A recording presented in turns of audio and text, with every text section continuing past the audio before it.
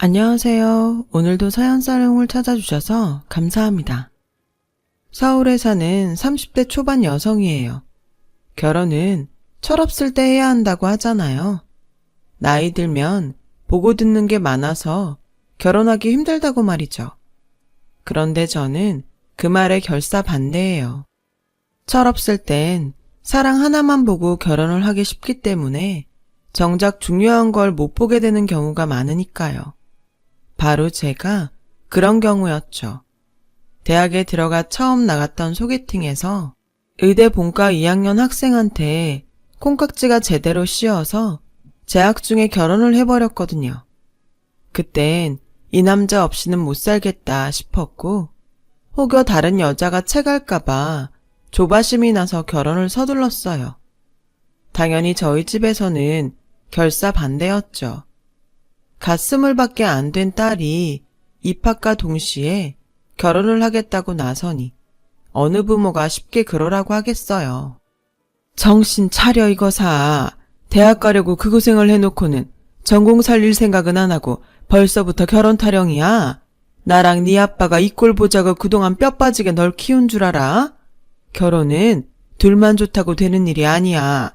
당장 시부모 수발부터 명절이며 제사까지 다 챙겨야 되는데 공부는 언제 할 거야? 게다가 남자도 아직 학생이라며. 결혼은 부모들이 시켜준다 쳐. 둘 다 학생인데 뭐 해먹고 살 건데. 설마 부모한테 생활비까지 타서 쓸 생각은 아니겠지? 누울 자리를 보고 다리를 뻗어 이거사. 평생 제게 큰소리 한번 안 치던 엄마는 이번만큼은 도저히 양보 못하겠다며 목소리를 키우셨어요. 따지고 보면 틀린 말이 하나도 없었지만 그땐 그 말이 귀에 들어오지 않더라고요. 걱정하지 마. 누가 엄마한테 돈 달래? 과외를 뛰든 편의점 알바를 하든 우리가 알아서 벌어먹고 살 테니까 신경 꺼. 저도 악에 받쳐서 소리를 질러댔죠.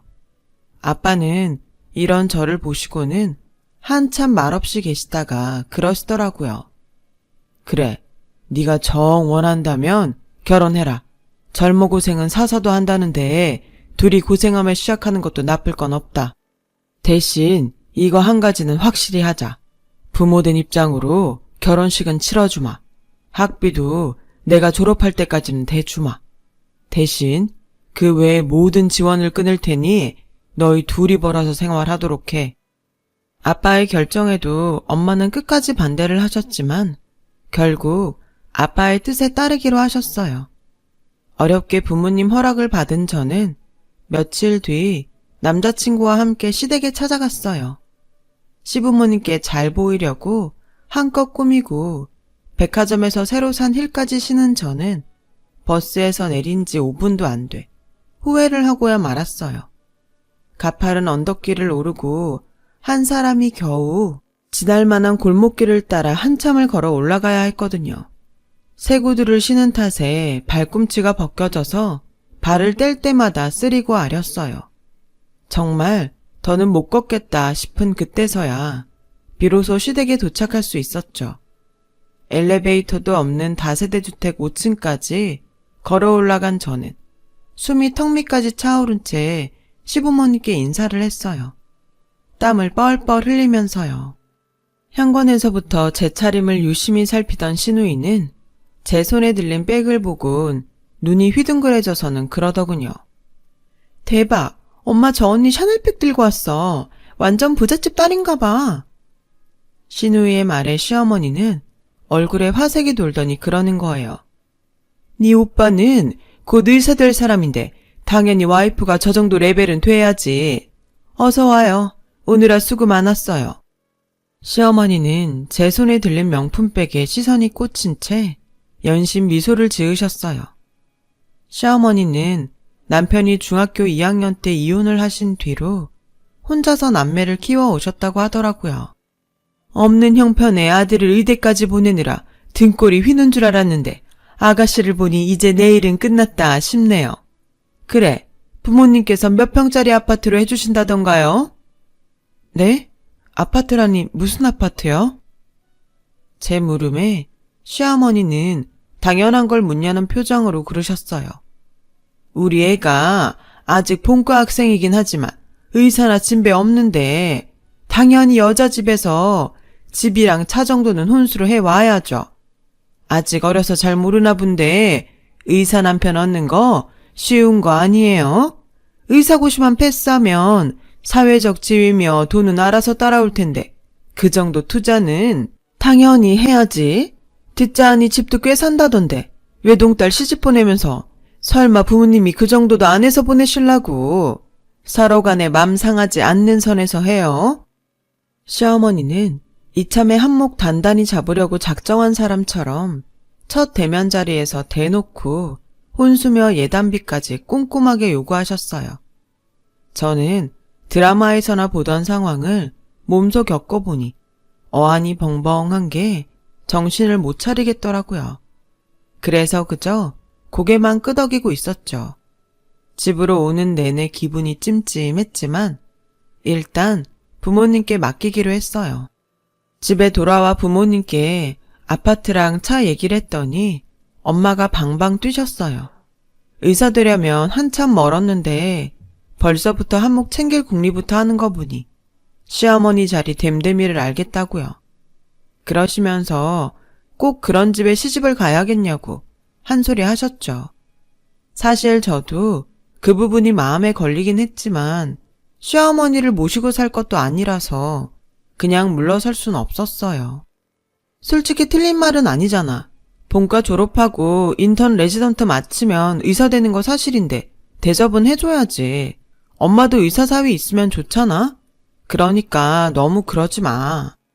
이거사, 의대 다닌다고 다 의사 되냐? 시험 떨어지면 말짱 꽝이야.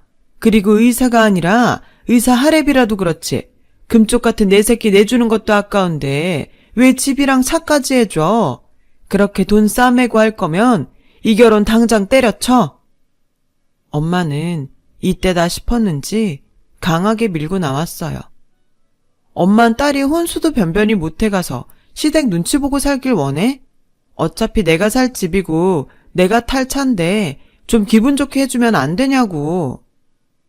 엄마가 저 생각해서 하는 말인 건 알지만 서운한 마음에 눈물이 핑 돌더군요. 그러자 완강히 결혼을 반대하던 엄마도 한 걸음 물러서셨어요. 일단 집으로 오라고 그래.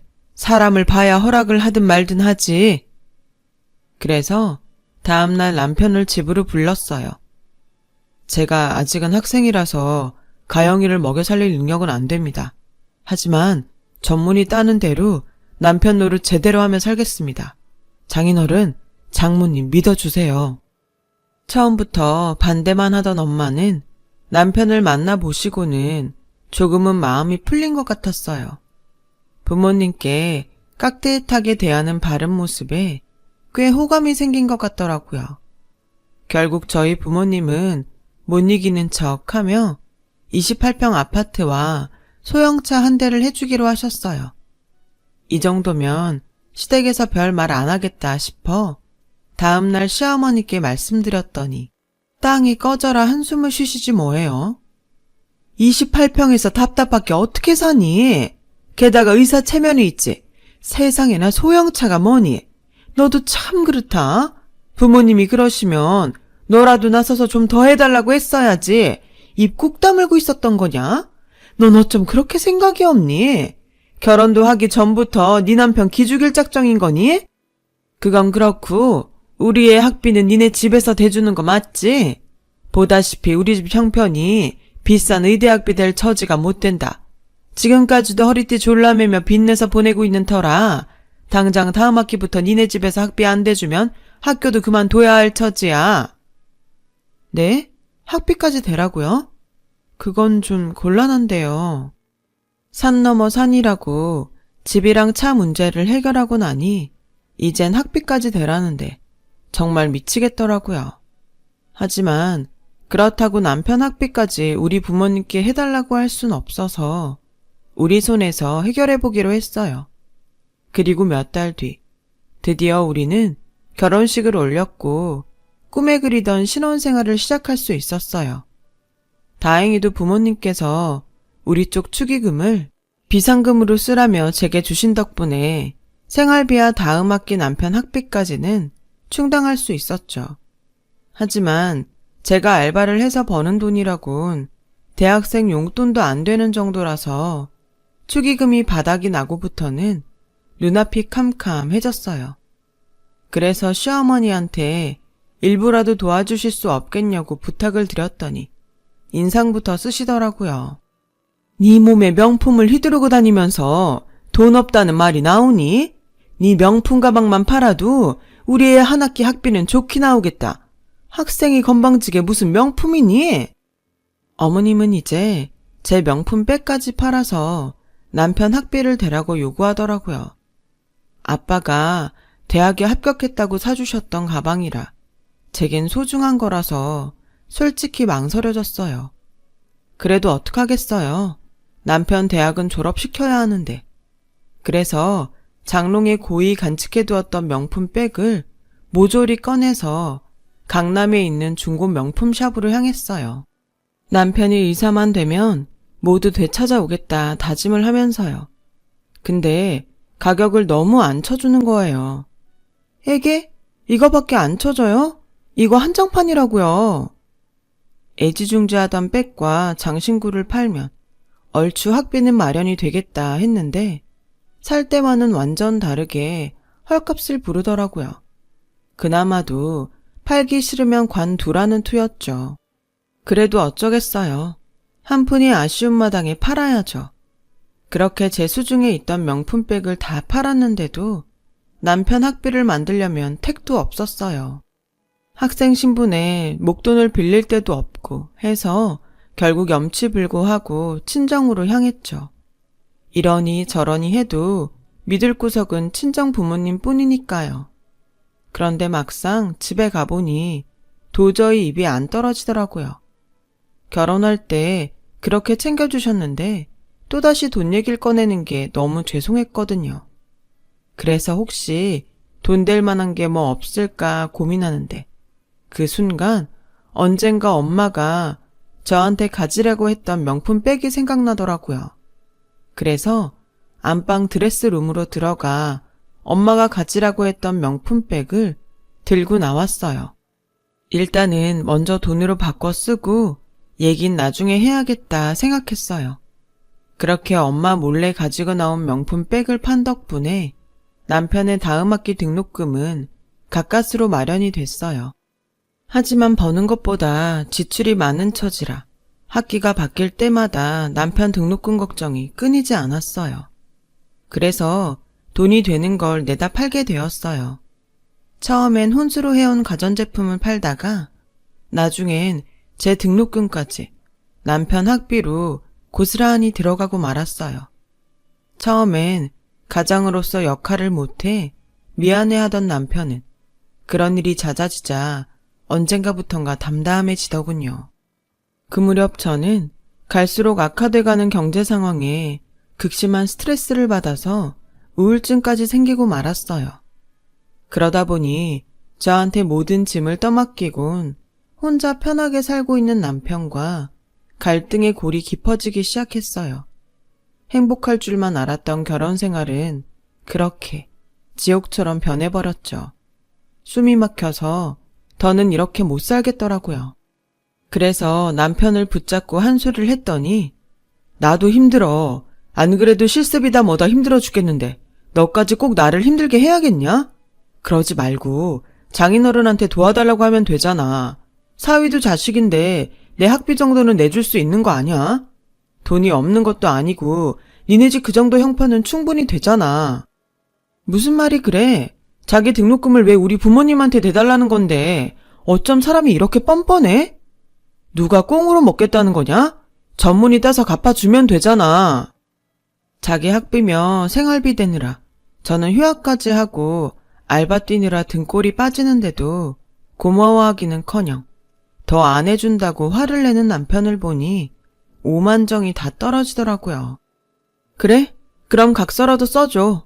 그동안 자기 등록금 내느라 팔았던 내 거랑 엄마 명품 백에 내 등록금, 혼수로 해온 가전제품까지 전부 다 물어주겠다고 각서라도 쓰라고.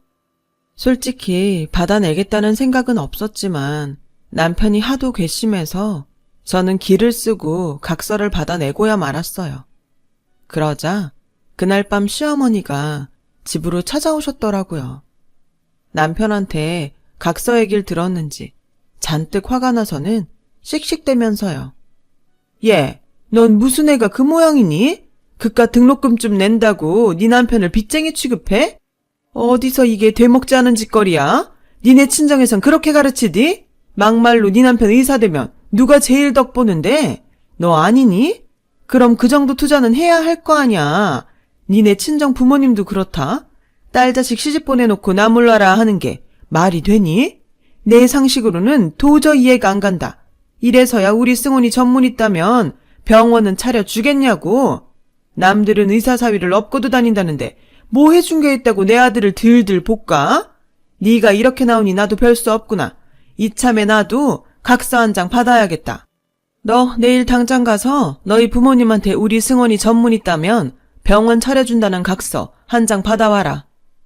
어머님, 그게 무슨 말씀이세요? 왜 저희 부모님이 병원을 차려줘요? 어머머, 얘 좀 봐. 당연히 처가에서 해줘야지. 너 그 정도 각오도 없이 의사 사모님 되려고 했던 거니? 얘 정말 웃긴 애네? 병원 차려줄 자신 없으면 당장 이혼해. 나도 더는 너 며느리로 볼 생각 없다. 그때 알았어요. 이 사람들과는 도저히 말이 통하지 않는다는 걸요. 사랑만 믿고 했던 결혼이 얼마나 철없는 짓이었는지 말이죠. 그날 이후 남편과 저는 각방을 쓰기 시작했고 급기야 남편은 집에 들어오는 날보다 외박을 하는 날이 많아졌어요. 그러던 어느 날이었죠. 신우이가 제 샤넬백 좀 빌려달라고 저희 집에 찾아왔더라고요. 샤넬백이요? 아가씨 오빠 등록금 내느라 팔아먹은 지 오래예요. 어머, 그걸 팔았어요? 중고로 팔면 완전 똥값인데 이럴 줄 알았으면 진작 빌렸을걸. 그나저나 언니가 지금 이렇게 한가하게 있을 때가 아니에요. 언니네서 오빠 병원 안 차려준다고 그랬다면서요? 엄마가 완전 열받아서 오빠 새장가 보내겠다고 벼르던데 겁 안 나요? 오빠 본과 졸업도 얼마 안 남았고 의사고시 패스야 당연히 할 거고 그럼 의사 되는 건 시간 문제인데 그동안 추가하라 뒷바라지한 거 도로아미타불 되는 거라고요. 엄마가 오늘 오빠 병원에 간댔으니까 언니도 빨리 가봐요. 내가 같은 여자로서 언니 인생이 하도 불쌍해서 알려주는 거니까 고마운 줄이나 알라고요. 이게 도대체 무슨 소린가 싶었어요. 아내가 버젓이 있는데 세상가라니요. 자다가 봉창 두드리는 소리였지만 그래도 혹시 몰라서 저는 그 길로 남편이 실습 중인 병원으로 찾아갔어요. 병원에 도착해보니 남편이 1층 로비에 나와 있더라고요. 그래서 남편을 향해 손을 흔들려는데 저기서 시어머니가 걸어오지 뭐예요. 그 순간 신우이 말이 사실임을 알았어요. 남편과 시어머니 차림이 평소와 너무도 달랐거든요. 모자는 병원 1층에 있는 커피숍으로 들어갔고 저는 그 뒤를 밟았어요. 시어머니는 두리번거리며 누굴 찾더니 이내 남편을 이끌고 안쪽 테이블로 가서 합석을 하더군요. 그곳엔 중년 여성과 젊은 여자가 나란히 앉아 기다리고 있었어요. 딱 봐도 선보는 자리 같더라고요. 순간 다리에 힘이 풀려서 아무 자리에나 앉아버렸어요. 남편이 자리한 테이블에선 화기애애한 분위기로 대화를 나누는 게 보였지만 거리가 멀어서 무슨 말이 오가는지는 들리지 않았어요. 분명한 건 요 근래 나를 향해 미소 지은 적 없던 남편이 맞선녀를 향해 오래전 제게 그랬던 것 같은 다정한 미소를 보이고 있더란 거였죠. 그 모습에 저는 돌아서 나왔어요. 이 남자한테 더는 기대할 게 없다는 걸 알았으니까요. 그리곤 정처 없이 길을 걸었어요. 얼마나 걸었는지 하늘이 컴컴하게 변해 있더라고요. 정신을 차리고 보니 낯익은 대문이 눈앞에 보이더라고요. 바로 부모님이 계신 우리 집이었어요. 대문 앞에 섰는데 차마 배를 누를 엄두가 나지 않았어요. 남자에 미쳐서 부모도 버리고 떠난 못난 딸년이 무슨 염치로 배를 눌러요. 그래서 한참을 대문 앞에 서서 우두커니 서 있는데 뒤에서 저를 부르는 익숙한 목소리가 들리더라고요. 외출 나갔다 돌아온 엄마였어요. 엄마를 보자마자 나도 모르게 주르륵 눈물이 쏟아져 내렸고 그런 절 본 엄마는 한 걸음에 달려와 저를 안아주셨어요. 저는 서러운 마음에 창피한 줄도 모르고 길바닥에 서서 엉엉 울고 말았어요. 그날 밤 저는 부모님께 지금까지 있었던 일들을 사실대로 털어놓았고 단단히 화가 난 아빠는 그 길로 바로 변호사를 선임해 제 이혼 소송을 맡기셨어요. 아파트와 차는 처음부터 제 명의로 돼 있어서 문제가 아니었는데 그동안 남편 학비로 들어간 돈을 받아내는 게 문제더라고요. 각서를 받아놓긴 했지만 공증을 받은 게 아니라서 법적 효력이 없었거든요. 그래서 그걸 포기하는 대신 위자료를 청구하기로 했어요. 결혼 생활 중에 선자리에 나간 사실을 근거로 결혼 파탄의 책임과 그로 인한 정신적 피해 보상을 청구했어요. 남편과 시어머니가 그런 사실이 없다고 잡아뗄 걸 대비해 미리 맞선 상대 여성을 찾아가 혼인증명서를 보여주고 남편이 유부남이었음을 알려주었어요. 덕분에 상대 여성이 증인을 서주어서 이혼 성립과 더불어 위자료도 받을 수 있었죠. 2년 남짓한 결혼 생활을 그렇게 끝냈고 저는 다시 복학해 평범한 대학생으로 돌아갈 수 있었어요. 대학에서 패션 마케팅을 전공한 저는 졸업 후 취업 대신 전공을 살려 온라인 의류 편집샵을 차리기로 했어요. 아빠가 결혼할 때 해주셨던 아파트를 팔아 초기 자본으로 사용했고 남은 돈은 주식과 코인에도 분산 투자를 했죠. MZ세대를 겨냥한 마케팅 전략이 잘 먹힌 덕분에 생각보다 순탄하게 자리를 잡을 수 있었어요.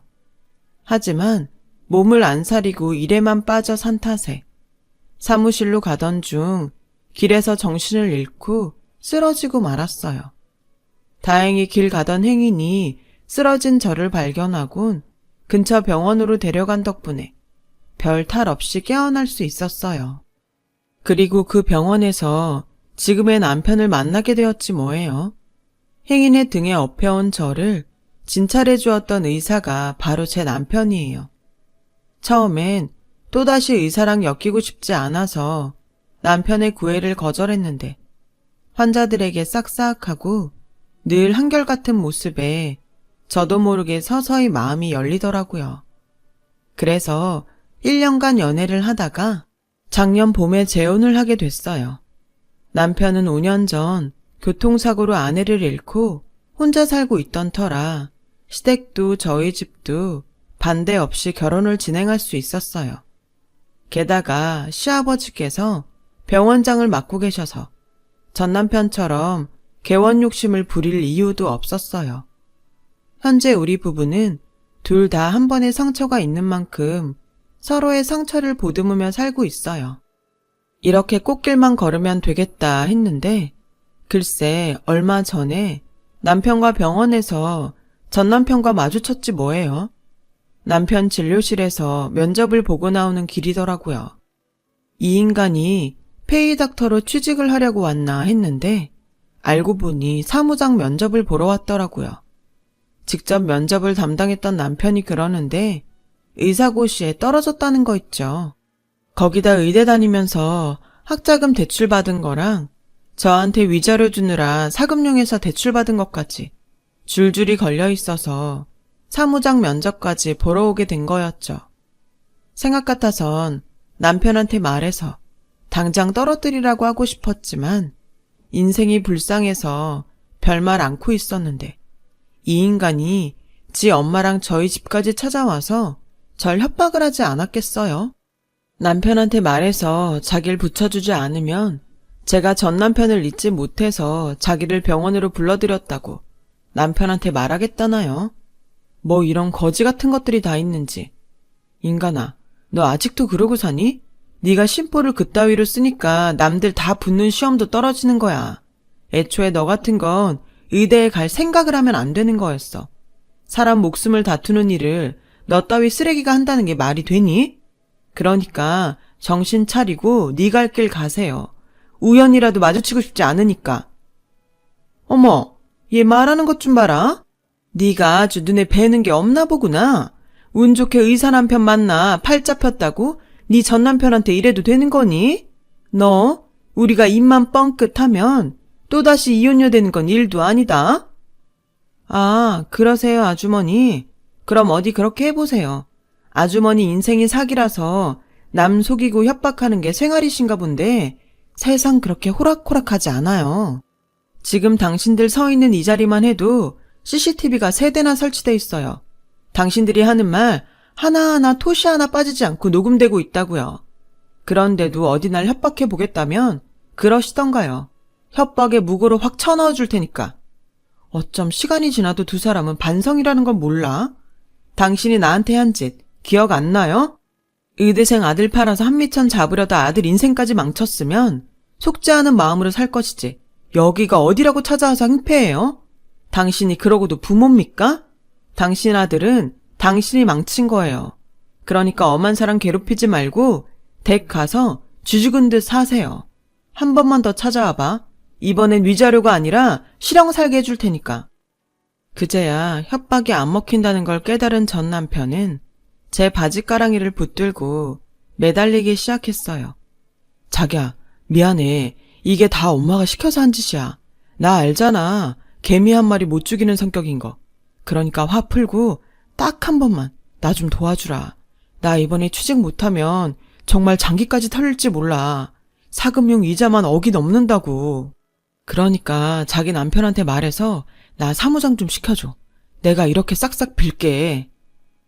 눈물 콧물까지 짜며 싹싹 비는 전 남편을 보니 불쌍하긴 했지만 그렇다고 이 인간과 더 엮이고 싶지 않아서 뿌리치고 집으로 들어왔어요. 모자는 한참을 대문 밖에서 시끄럽게 저를 불러댔고 결국 이웃의 신고로 출동한 경찰 손에 끌려가고 말았어요.